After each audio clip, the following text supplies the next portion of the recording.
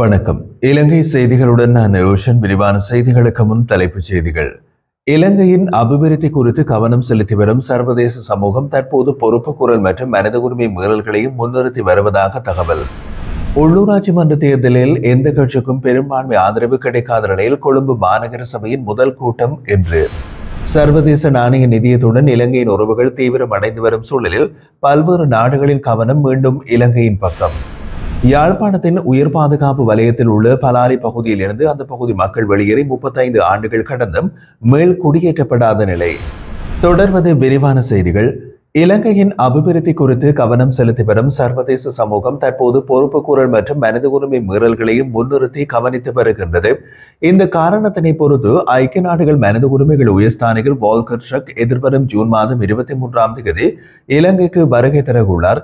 June 26ஆம் தேதி வரை நாட்டில் தங்கியிருக்கும் அவர் யாழ்ப்பாணம், திருகோணமலை மற்றும் கண்டி பகுதிகளுக்கு பயணம் செய்ய உள்ளதாக தகவல்கள் தெரிவிக்கின்றன. இதேவேளை அவர் கொழும்பில் ஜனாதிபதி அனுருகுமார திசாநாயக்க, பிரதமர் ஹரணி அமரசூரிய, அமைச்சரவையினுள் சில மற்றும் சிவில் சமூக அமைப்புகளையும் சந்திக்க உள்ளார். அதனுடன் எதிர்வரும் செப்டம்பர் மாதம் நடைபெறவுள்ள ஐக்கிய நாடுகள் மனித உரிமைகள் பேரவை அமர்வுகளுக்கு முன்னதாகவே இந்த விஜயம் இடம்பெறுவது முக்கியத்துவம் வாய்ந்ததாக கருதப்படுகிறது.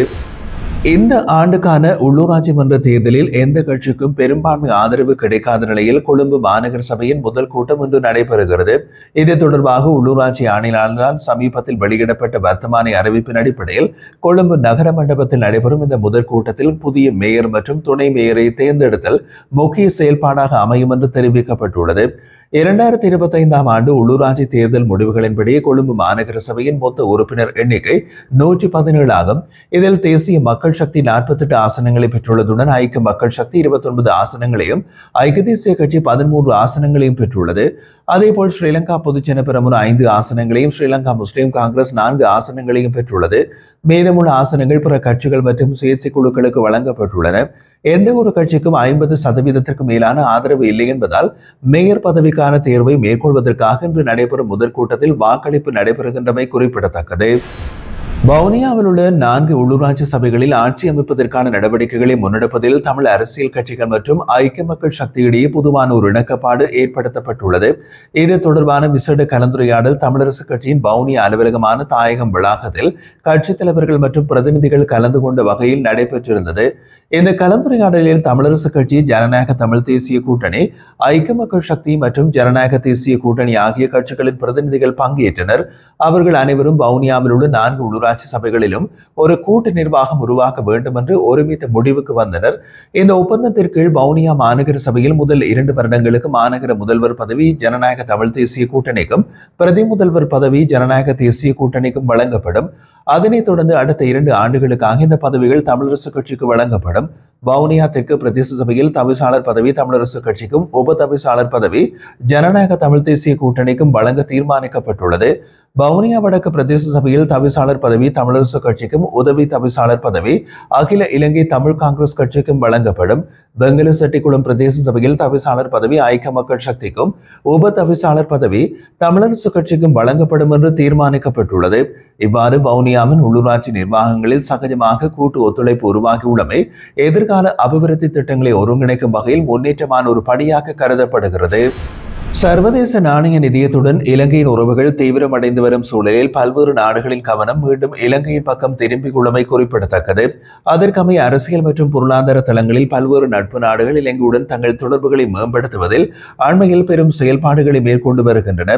இந்த குழுவில் கடந்த மாத இறுதியில் போலந்தின் வெளிவிவகார அமைச்சர் 3 நாள் உத்தியோகபூர்வ விஜயத்தை மேற்கொண்டு இலங்கைக்கு வந்ததை போன்று ஆஸ்திரேலியாவின் துணை பிரதமரும் பாதுகாப்பு அமைச்சருமான ரிச்சர்ட் மார்லஸும் இலங்கைக்கு விஜயம் செய்திருந்தார்.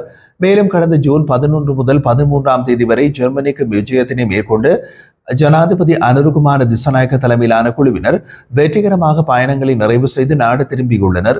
ஜெர்மனிக்கு மேற்கொண்டு தனது முதலாவது உத்தியோகபூர்வ விஜயத்தில் ஜனாதிபதி இருதரப்பு அரசியல் சந்திப்புகள், வணிக வட்டமேசை மாநாடு மற்றும் சுற்றுலாத்துறையினருடன் விசேட கலந்துரையாடல்களை மேற்கொண்டு பயனளித்த நிகழ்வுகளோடு தமது பயணத்தை முடித்துள்ளதாக வெளிவிவகார அமைச்சு தெரிவிக்கின்றது.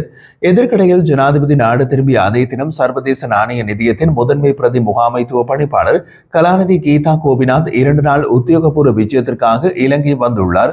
இந்த விஜயத்தின் போது இலங்கை மீட்புக்கான பாதை, கடன் மற்றும் நிர்வாகம் என்ற தலைப்பில் நிதியமைச்சு, இலங்கை மத்திய வங்கி மற்றும் சர்வதேச நாணய நிதியம் இணைந்து நடத்தும் மாநாட்டில் கலாநிதி கோபிநாத் சிறப்பு விருந்தினராக கலந்து கொள்கிறார்.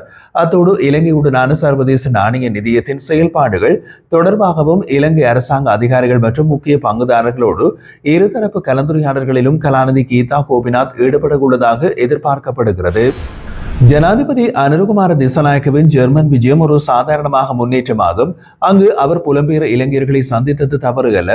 ஆனால் அவர்களுடனான சந்திப்பில் ஏதேனும் உடன்பாடுகள் எட்டப்பட்டிருந்தால் அதை பொதுமக்களுக்கு தெளிவுபடுத்த வேண்டிய அவசியம் உள்ளது என்று ஐக்கிய மக்கள் சக்தியின் பாராளுமன்ற உறுப்பினர் அஜித் பி பெரேரா தெரிவித்தார்.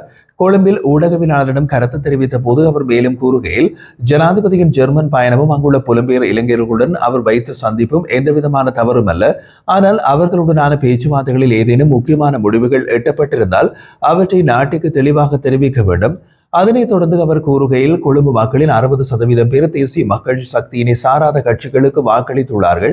எனவே அவர்களுக்கு கொழும்பு மாநகர சபையில் ஆட்சி அமைக்கும் வாய்ப்பு வழங்கப்பட வேண்டும் என்பதே உண்மையான ஜனநாயக நெறிமுறை.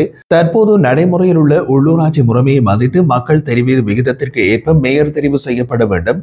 கொழும்பு மாநகர சபை மட்டுமின்றி களுத்துறையிலும் நாங்கள் ஆட்சி அமைப்போம். உள்ளூராட்சிகளில் ஆளும் எதிர் என பிரிந்து பாகுபாடுகள் கிடையாது. தேர்தல் வெற்றி பெற்ற அனைவருக்கும் மக்களுக்கு சேவையாற்ற ஒன்றிணைய வேண்டும் என்றார். மேலும் மாநகர மேயர் மற்றும் பிரதேச சபை தலைவர்களை தெரிவு செய்யும் வாக்கெடுப்புகள் முழுமையாக வெளிப்படையாக நடைபெற வேண்டும் என்பது எங்களது கோரிக்கை. குறிப்பாக கொழும்பு மாநகர சபையின் மேயர் தெரிவுக்கான வாக்கெடுப்பும் பொது வாக்கெடுப்பாகவே இருக்க வேண்டும் என்று வலியுறுத்தினார். யாழ்ப்பாணத்தில் உயர் பாதுகாப்பு வலயத்தினுள் உள்ள பலாலி ராஜராஜேஸ்வரி அம்மன் ஆலயத்தில் நேற்று விசேட பூஜை வழிபாடுகள் நடைபெற்றுள்ளது. கடுமையான கட்டுப்பாடுகளுடன் விசேட தினங்களில் மாத்திரம் ஆலயத்திற்கு செல்வதற்கு அனுமதி வழங்கப்பட்டிருந்த நிலையில் நேற்று முதல் குறித்த ஆலயத்திற்கு தினமும் சென்று வழிபாடு செல்வதற்கு இராணுவத்தினர் அனுமதி வழங்கியுள்ளார்கள். இந்த நிலையில் நேற்று ஆலயத்தில் விசேட பூஜை வழிபாடுகள் நடைபெற்றுள்ளது. அதில் நாடாளுமன்ற உறுப்பினர் கருணைநாதன் இளங்குமரன், இராணுவ உயர் அதிகாரிகள் உள்ளிட்டோர் கலந்து கொண்டனர். இதன்போது கருத்து தெரிவித்த நாடாளுமன்ற உறுப்பினர் இளங்குமரன், யாழ்ப்பாணத்தில் உள்ள பாதுகாப்பு வலயத்தினுள் உள்ள பலாலி கிழக்கு பகுதியை விரைவில் விடுவிக்க நடவடிக்கை எடுக்கப்பட்டுள்ளதாக தெரிவித்துள்ளார். பலாலி பகுதியில் இருந்து 1990ஆம் ஆண்டு ஜூன் 15ஆம் தேதி அந்த பகுதியின் மக்கள் யுத்தம் காரணமாக வெளியேறி நேற்று ஞாயிற்றுக்கிழமையுடன் 35 ஆண்டுகள் கடந்தும் அந்த பகுதி மக்கள் இன்னமும் மீள் குடியேற்றப்படாத நிலையில் உயர் பாதுகாப்பு வலயத்தினுள் உள்ள பலாலி ராஜராஜேஸ்வரி அம்மன் ஆலயத்தில் விசேட பூஜை வழிபாடுகள் இடம்பெற்றது. ராஜராஜேஸ்வரி அம்மன் ஆலயத்திற்குள் தினமும் வந்து வழிபட தற்காலிகமாக ஒரு பாதை அமைக்கப்பட்டுள்ளது. அந்த பாதை கூடாக சென்று அம்மனை வழிபட முடியும். விரைவில் ஆலயத்திற்கு செல்லும் வீதி விடுவிக்கப்படும். அதேவேளை பலாலி கிழக்கு பகுதியை உயர் பாதுகாப்பு வலயத்தினுள் இருந்து விடுவித்து காணிகளை காணி உரிமையாளர்களிடம் கையளிக்க நடவடிக்கைகள் எடுத்து வருகின்றோம். இராணுவத்தினரும் அதற்கான நல்லெண்ண சமிக்கைகளை காட்டிக் கொண்டனர். தற்போது இந்த பிரதேசம் காடுகளாக காணப்படுகிறது. விரைவில் மக்கள் மீள்குடியமர்த்தப்பட்டு செந்தளிப்பான பிரதேசமாக மாறும் என்று தெரிவித்தார். நாட்டிற்கு வருகை தந்துள்ள சுற்றுலா பயணிகளின் எண்ணிக்கை மேலும் அதிகரித்துள்ளதாக சுற்றுலா அபிவிருத்தி அதிகார சபை தெரிவிக்கிறது. இந்த மாதத்தின் இதுவரையான காலப்பகுதியில் மாத்திரம் 43,962 சுற்றுலா பயணிகள் நாட்டிற்கு வருகை தந்துள்ளனர். இந்தியாவிலிருந்து மாத்திரம் 12,362 சுற்றுலா பயணிகள் வருகை தந்துள்ளதாக தெரிவிக்கப்படுகிறது. மேலும் ஜூன் மாதத்தில் இங்கிலாந்திலிருந்து 3,740 பேரும், பங்களாதேஷிலிருந்து 2,717 பேரும் நாட்டிற்கு வருகை தந்துள்ளதோடு ஜெர்மனியிலிருந்து 2,439 சுற்றுலா பயணிகளும், சீனாவிலிருந்து 2,403 பேரும் வருகை தந்துள்ளனர். இதற்கமைய 2025ஆம் ஆண்டின் இதுவரையான காலப்பகுதியில் நாட்டுக்கு வருகை தந்துள்ள சுற்றுலா பயணிகளின் எண்ணிக்கை 10,73,765 அதிகரித்துள்ளது. அவர்களில் 2,16,422 பேர் இந்தியாவில் இருந்தும், 1,11,285 பேர் ரஷ்யாவில் இருந்தும், 1,14,000 பேர் இங்கிலாந்திலிருந்தும் வருகை தந்துள்ளதாக சுற்றுலா அபிவிருத்தி அதிகார சபை தெரிவித்துள்ளது.